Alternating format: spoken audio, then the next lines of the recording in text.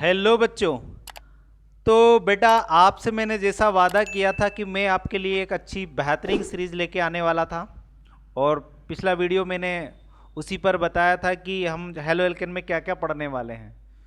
तो बच्चों आज हम उसी सीरीज़ का पहला पड़ाव स्टार्ट करने वाले हैं, और उस पहले पड़ाव में हम करने वाले हैं halo alkane and hello arene. Halo alkane and hello arene जो मैंने बताया था इसका वेटेज है 6 मार्क्स का। तो बेटा मैंने आपको उस सीरीज में जब स्टार्टिंग का वीडियो जो मैंने बनाया था उसमें आपको बताया था कि हम 1 to 1, तो 1 to 1 हम क्वेश्चन करेंगे। ठीक है बेटा।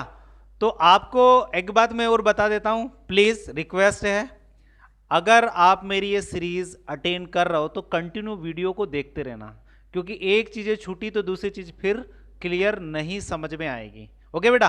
तो हम पहला क्वेश्चन स्टार्ट कर रहे हैं हमारी फाइटर सीरीज का हेलो एल्केन का फर्स्ट क्वेश्चन, जो बोर्ड एग्जाम में आपको पूछा जाता है कि भैया बताइए कि explain the mechanism of SN1 and SN2 reaction of halo alkane. तो भाई ये SN1 SN2 रिएक्शन है क्या? ओके। तो भाई ये SN1 SN2 का मतलब क्या होता है, तो पहले तो मैं बता देता हूं SN1 SN2 एक सब्स्टिट्यूशन रिएक्शन है। कौन सी सब्स्टिट्यूशन रिएक्शन है बेटा? Nucleophilic substitution reaction. तो बात यह आता है कि इसको न्यूक्लियोफिलिक सब्स्टिट्यूशन रिएक्शन बोलते क्यों हैं। तो देखो बेटा, न्यूक्लियोफिलिक सब्स्टिट्यूशन रिएक्शन इसलिए बोलते हैं क्योंकि किसी भी एल्काइल हैलाइड से किसी न्यूक्लियोफाइल के थ्रू हैलोजन को सब्स्टिट्यूट कर देना। किसके द्वारा बेटा? न्यूक्लियोफाइल के द्वारा। मेमोराइज करो, न्यूक्लियोफाइल के द्वारा हैलोजन को सब्स्टिट्यूट करना, इसलिए इस रिएक्शन को न्यूक्लियोफिलिक सब्स्टिट्यूशन रिएक्शन बोलते हैं। इतनी बात तो आपको समझ में आ गई होगी। तो भाई इसको SN1 SN2 क्यों कहा गया? SN1 का मतलब क्या होता है, SN2 का मतलब क्या होता है, तो मैं आपको बता देता हूं कि SN1 का मतलब क्या है। देखो बेटा ध्यान से समझिएगा, SN1 का अगर मतलब हम लिखें तो इसको बोलते हैं न्यूक्लियोफिलिक सब्स्टिट्यूशन ऑफ यूनिमोलिकुलर या यूनिमोलिक्यूल। ओके बेटा, मतलब एक ऐसी रिएक्शन जिसमें एक ही मॉलिक्यूल्स पार्टिसिपेट कर रहा हो, रिएक्शन का रेट केवल एक ही मॉलिक्यूल्स पर डिपेंड करता हो, तो उसको हम बोलते हैं SN1। इतनी बात समझ में आ गई? चलो ठीक है। अब हम बात करते हैं SN2 की। तो भैया SN2 का मतलब क्या हुआ फिर? तो देखो बेटा, SN2 का मतलब होगा न्यूक्लियोफिलिक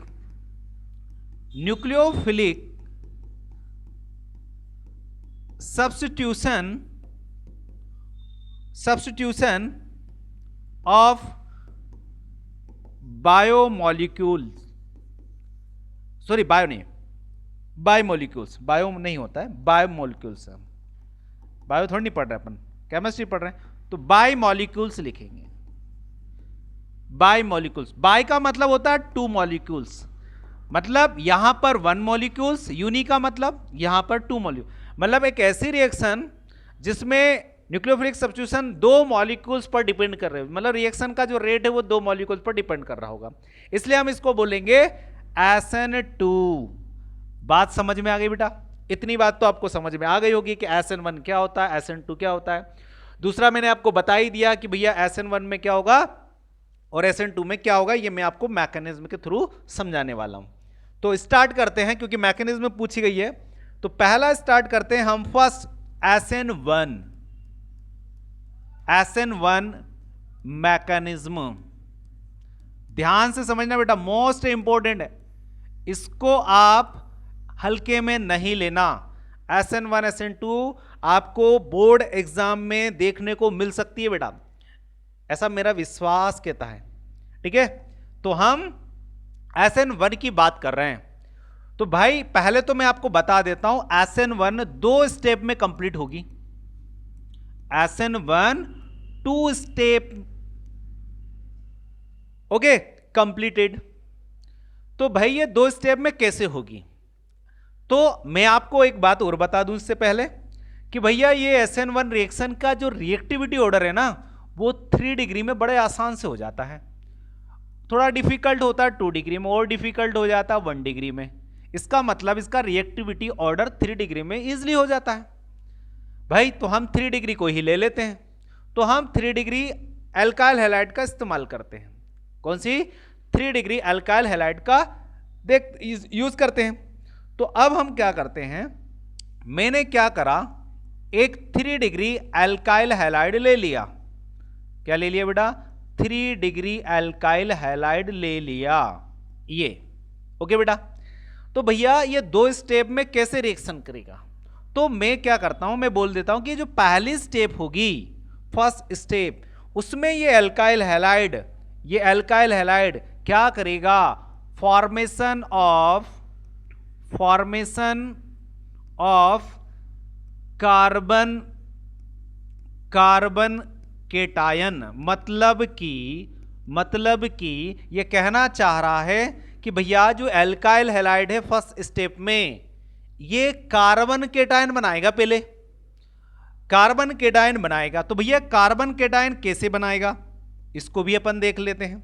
तो ये कार्बन केटायन ऐसे बनाएगा पहले तो मैं आपको बता देता हूं कि एक स्लोवेस्ट रिएक्शन है भाई।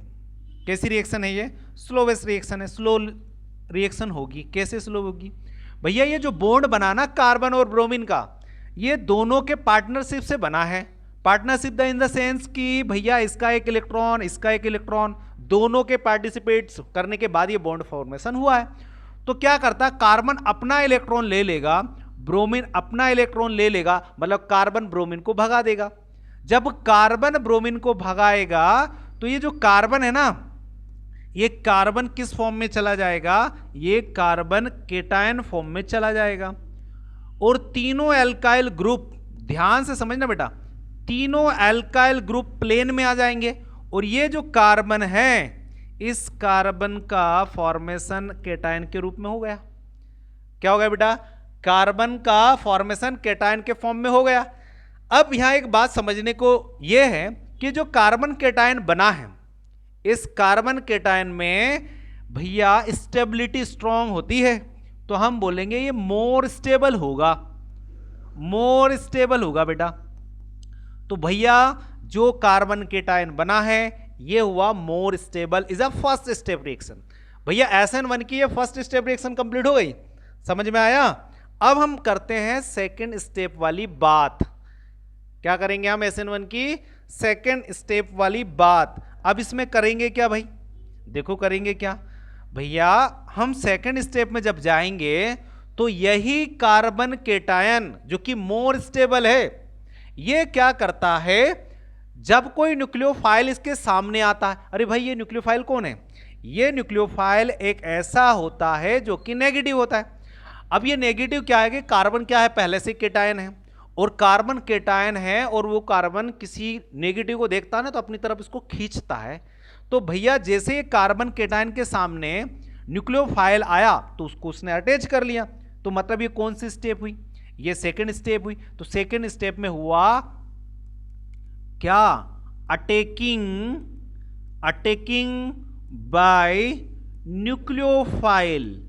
न्यूक्लियोफाइल का अटैक हुआ भाई इस पर। किस पर? कार्बन केटायन पर। ये सेकंड स्टेप है, ध्यान से समझना इस बात को। ये सेकंड स्टेप में कार्बन ने क्या करा, कार्बन पर क्या करा, एक न्यूक्लियोफाइल ने अटैक किया। तो भैया न्यूक्लियोफाइल है तो इससे पहले हम कार्बन ले लें, हमारा कार्बन केटायन जो कि प्लेन में तीनों है। ध्यान से समझना, ये कार्बन केटायन है। ओके बेटा, ये कार्बन केटायन। अब कोई न्यूक्लियोफाइल आ गया, इन द सेंस हमने न्यूक्लियोफाइल ले लिया नेगेटिव, क्योंकि न्यूक्लियोफाइल क्या होता है? नेगेटिव होता है। तो भैया ये न्यूक्लियोफाइल को जैसे ही कार्बन ने देखा उसको अपनी तरफ अट्रैक्ट कर लिया, जिससे वो उसकी तरफ खिंचा चला गया और उससे वो बॉन्ड बनाने लगा। इस तरीके से उसने एक अल्कोहल बना लिया। मतलब यहां पर आपको एक बात समझ में आ गई होगी कि भैया जो न्यूक्लियोफाइल है ना, ये न्यूक्लियोफाइल है ना, इसने क्या करा, देखो इस न्यूक्लियोफाइल ने क्या करा, हैलोजन को सब्स्टिट्यूट होने के बाद वहां पर आकर उससे बॉन्ड बना लिया, मतलब कार्बन से। अब सर ये बताइए कि इसमें SN1 में आपने तो बोला एक ही मॉलिक्यूल पार्टिसिपेट कर रहा, हाँ डेफिनेटली एक मॉलिक्यूल पार्टिसिपेट कर रहा। अच्छा एक मॉलिक्यूल कैसे पार्टिसिपेट कर रहा, देखो बेटा, एक मॉलिक्यूल का मतलब पूरी रिएक्शन किसी एक पर ही उसके चारों तरफ घूम रही हो, उसके अलावा कुछ है ही नहीं। मैं तो बिल्कुल यही ऐसा ही है। कैसे भाई, देखो ध्यान से समझो, ये एक हमारा एक 3 डिग्री एल्काइल हैलाइड है, ये 3 डिग्री एल्काइल हैलाइड है, समझे बेटा। अब एक बात समझो कि भैया इस कार्बन ने इस ब्रोमीन को खुद ने हटाया ना, तो कार्बन मतलब इस एल्काइल का ही रोल तो है कि ब्रोमीन को हटाया इसने, चलो हटा दिया, तो कार्बन अपने आप में यहां ये कैटायन बन गया, अपने आप में खुद नहीं किया ना ये, तो भैया इस एल्काइल ने इस ब्रोमीन को हटाया और ये कार्बन कैटायन बन गए। पहले स्टेप में इसने ऐसा कर लिया। अच्छा दूसरी स्टेप में क्या कि जब ये कार्बन कैटायन बना तो तभी तो ये न्यूक्लियोफाइल इसकी तरफ अट्रैक्ट हुआ होगा। अगर ये पॉजिटिव नहीं बनता तो क्या इस न्यूक्लियोफाइल को जोड़ सकता था, इस न्यूक्लियोफाइल को जोड़ सकता था क्या, पॉसिबल ही नहीं था। तो मतलब ये कार्बन का ही तो मेन रोल हुआ, तो इस न्यूक्लियोफाइल को जोड़ लिया। ये फास्ट रिएक्शन होती है, ठीक है। और वहां से अलग कौन होगा बेटा, ये ब्रोमीन। ब्रोमीन को हम लिविंग ग्रुप बोलते हैं, ये बात भी नोट कर लेना, कभी कभी पूछा जाता है। हाँ रिएक्टिविटी भी हम लिविंग ग्रुप की याद रखिएगा, सबसे अच्छी रिएक्टिविटी आयोडीन की, उससे कम ब्रोमीन की, उससे कम क्लोरीन की, उससे कम भैया एक ही तो बचा फ्लोरीन। तो ये लिविंग ग्रुप की रिएक्टिविटी भी याद रखिएगा बेटा। तो अब तो मुझे लगता है कि आपको ये बात बिल्कुल समझ में आ गई होगी कि भैया सर ये मैकेनिज्म SN1 रिएक्शन है ना, सच में एक ही मॉलिक्यूल्स पर डिपेंड है। इसका मतलब इस रिएक्शन को मैं ऐसा बोल दूं, इस रिएक्शन का मैं ऑर्डर अगर लिखूं, रिएक्टिविटी ऑर्डर अगर मैं लिखूं तो ऐसा कह सकता हूं ना, क्या कह सकता हूं भैया, ऐसा कह सकते हैं हम कि रिएक्शन का जो रेट है ना वो डायरेक्टली प्रोपोर्शनली है केवल एल्काइल हैलाइड के। यस या नो, कोई कंफ्यूजन बेटा? अगर नहीं कंफ्यूजन है तो वेरी गुड। अब हम R equal to proportional sign हटा दें और R यहां पर हम 3 डिग्री लगा के X लिखें, मतलब इसी पर रिएक्शन का रेट डिपेंड कर रहा है। आई कि नहीं बात समझ में? तो ये तो हमारी SN1 की मैकेनिज्म हो गई। तो बच्चों अपन ने अभी SN1 खत्म की, अब हम बात करते हैं SN2 की। भैया ये SN2 क्या है? SN1 का तो समझ में आ गया भैया, रिएक्शन का रेट एक ही मॉलिक्यूल्स पर डिपेंड कर रहा है, वो कौन था, एल्काइल हैलाइड। तो भैया SN2 का कैसा है, ये 2 स्टेप में होगी या एक स्टेप में? तो भैया हम इसको भी समझ लेते हैं। देखो SN2 नाम से 2 है, इसका मतलब 2 स्टेप में नहीं होगी, ये एक स्टेप में होगी। तो भैया पहले तो बोल देता हूं ये फर्स्ट स्टेप में कंप्लीट होने वाली है, फर्स्ट स्टेप में कंप्लीट होने वाली रिएक्शन है, फर्स्ट स्टेप में कंप्लीट होने वाली रिएक्शन है। और इसको बाई मॉलिक्यूल्स पार्टिसिपेट कर रहा है। बाई मॉलिक्यूल्स मतलब 2 मॉलिक्यूल्स, मैं पीछे बता चुका हूं बेटा, 2 मॉलिक्यूल्स का रोल होगा। अब SN2 में क्या करते हैं, तो मैं रिएक्टिविटी ऑर्डर पहले ही बता देता हूं आपको। क्या भैया, भैया ये 1 डिग्री में बड़ी आसानी से हो जाती है, 2 डिग्री थोड़ा समय लेता है क्योंकि एल्काइल ग्रुप में मॉलिक्यूलर मास बढ़ जाता है।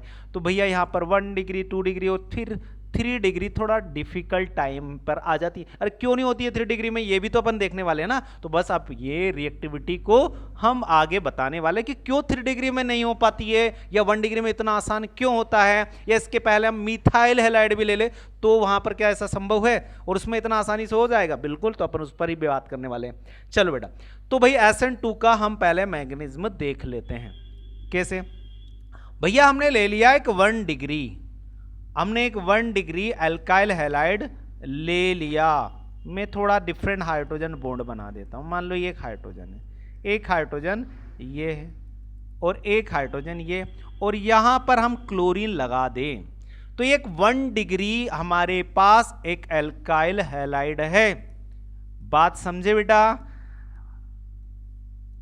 बात समझे कि नहीं? 1 डिग्री एल्काइल हैलाइड ले लिया, चलो ठीक है।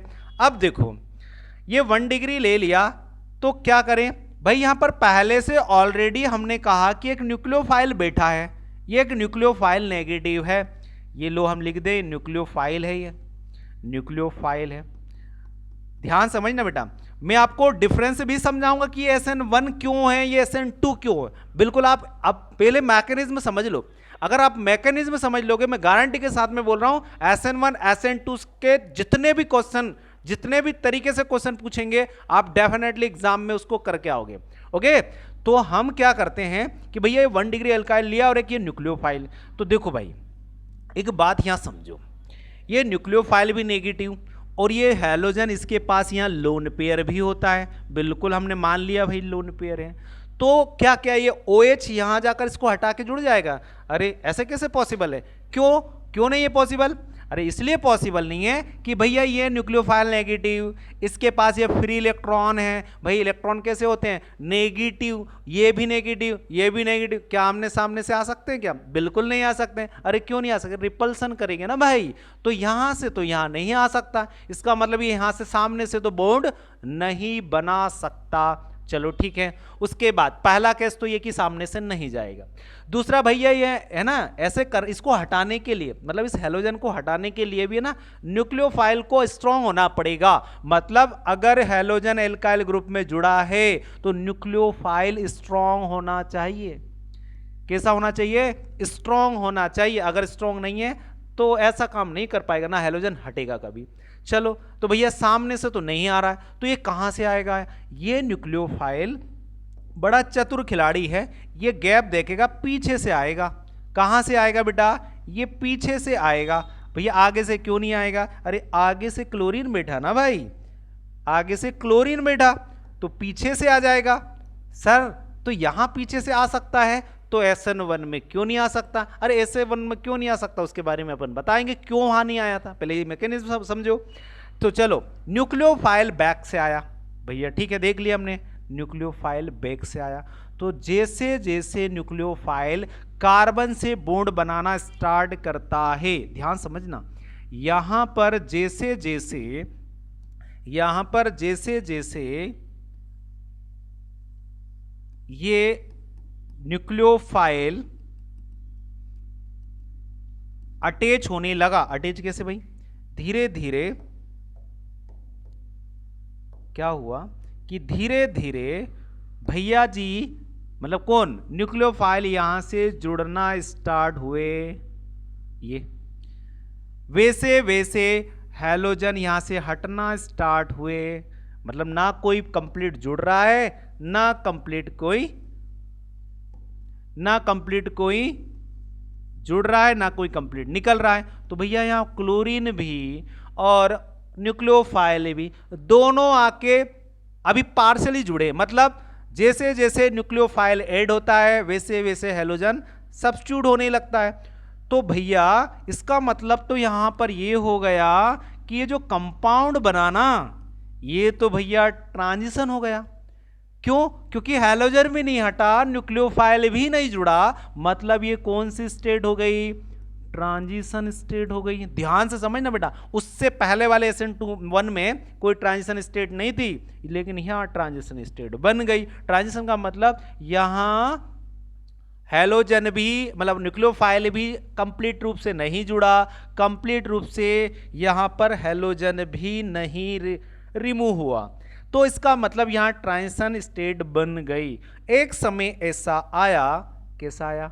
एक समय ऐसा आया कि भैया जैसे ही ये न्यूक्लियोफाइल, ध्यान से समझना, न्यूक्लियोफाइल जैसे ही कंप्लीट इससे जुड़ा, तो कंप्लीट जुड़ा इसका मतलब जानते हो भैया, जो छाता उल्टा हो जाता ना, ऐसा ये उल्टा हो गया।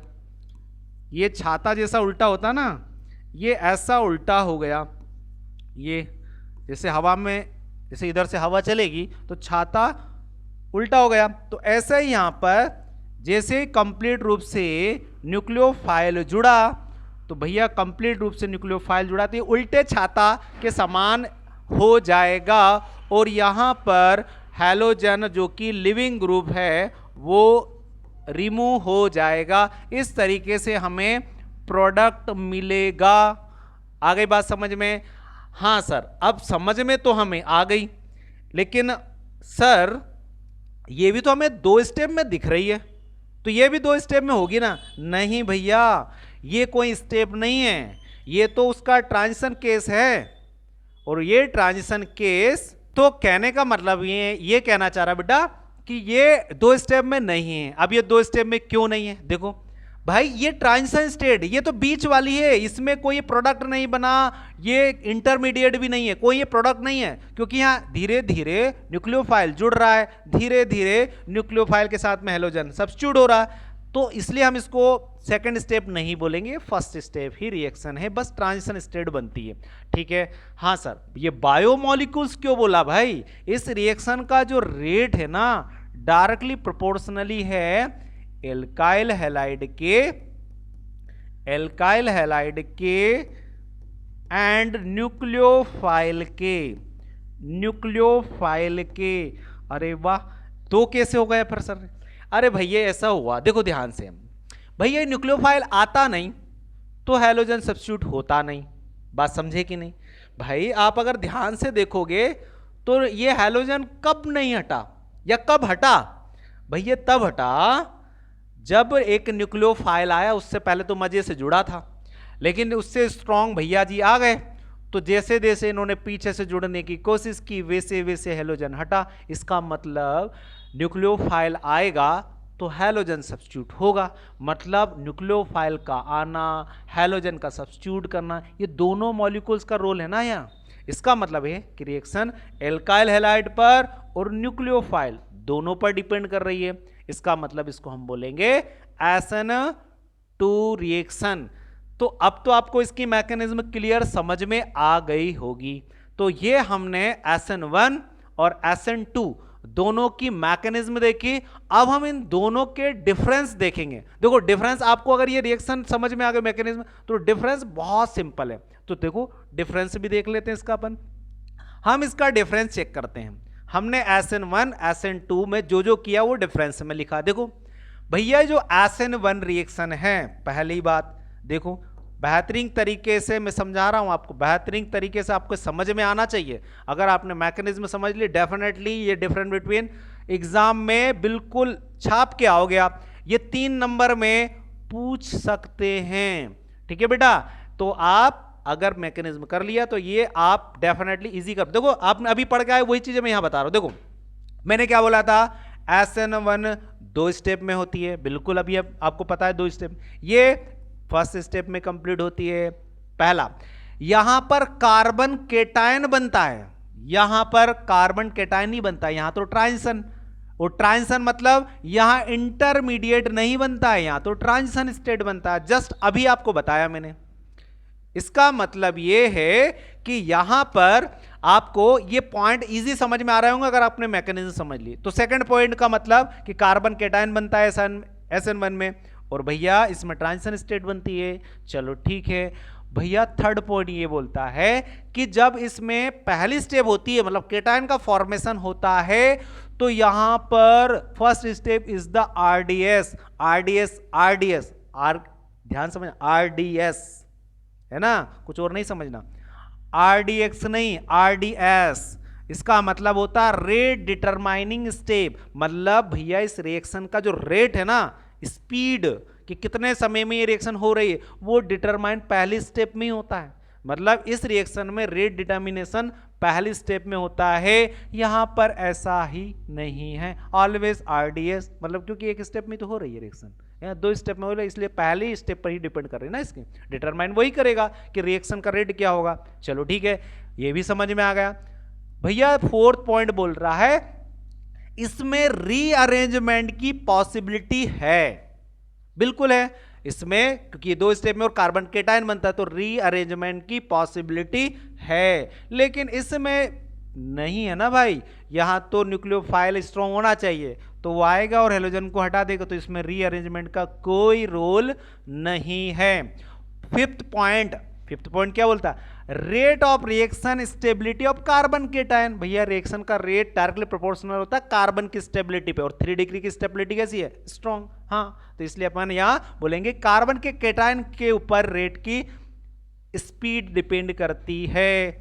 भैया तो उसी रिएक्शन से हम रेट का, हाँ यहां पर रिएक्शन का जो रेट ऑफ ऑर्डर है वो एल्काइल और न्यूक्लियोफाइल पर डिपेंड करता है। यहां पर एक ही मॉलिक्यूल्स था, यहां दो मॉलिक्यूल्स पर, ये मैंने आपको बता चुका हूं।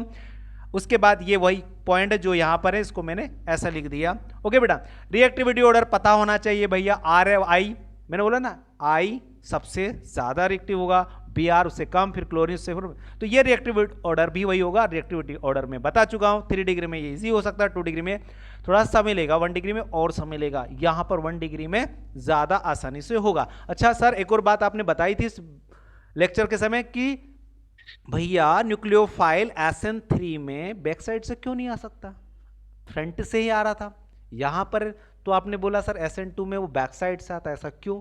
वो यहां पर क्यों नहीं आ सकता फ्रंट से, या उसमें भी 3 डिग्री में क्यों नहीं आ सकता बैक साइड से? भैया ऐसा है ना, ऐसा होना कि दीवार मजबूत होना तो पीछे से नहीं आया जा सकता, गेट में ही, गेट का लॉक ही खोल के या गेट तोड़ के आगे से ही आना पड़ेगा। क्यों?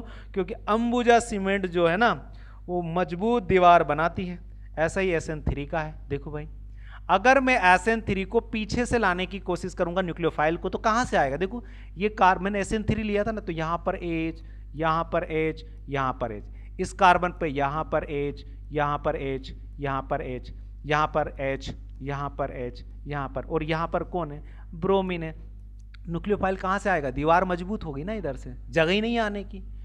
SN3 में ये 3 है ना, 3 डिग्री, मतलब ये भी अल्काइल ग्रुप है, ये भी अल्काइल ग्रुप है, ये भी है, तो कहां से आएगा भाई? बैक साइड से पॉसिबल ही नहीं है।